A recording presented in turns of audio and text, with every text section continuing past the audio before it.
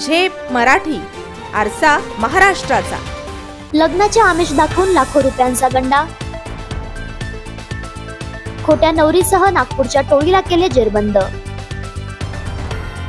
Chalisgaon road पोलिसांची मोठी कारवाई।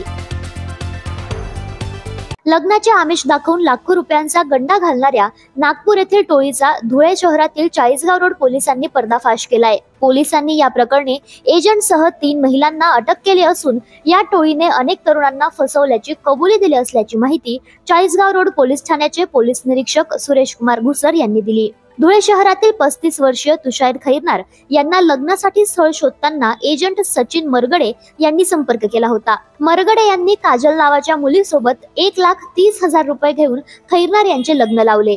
मात्र काही दिवसातच पत्नीच्या वागणुकीवर संशय आल्याने खैरनार यांनी तिची माहिती काढली असता ती आधीच विवाहित असल्याचं उघड झालं। यानंतर खैरनार यांनी हुशारी दाखवीत मित्रासाठी स्थळ हवं असल्याचं भासवून एजंटला पुन्हा बोलावले। दुसरी मुलगी घेऊन येताच आधीच तयारीत असलेल्या चाळीसगाव रोड पोलिसांच्या मदतीने सापळा रचून सचिन मरगडे, बनावट नवरी काजल आणि तिच्या 2 महिला साथीदारांना ताब्यात घेण्यात आले। प्रतिनिधी कार्तिक सोनवणे, झेप मराठी, धुळे। अशाच वेगळ्या आणि ताज्या बातम्यांसाठी पाहत रहा झेप मराठी, आरसा महाराष्ट्राचा। संपादक प्राध्यापक अनिल चव्हाण, धुळे।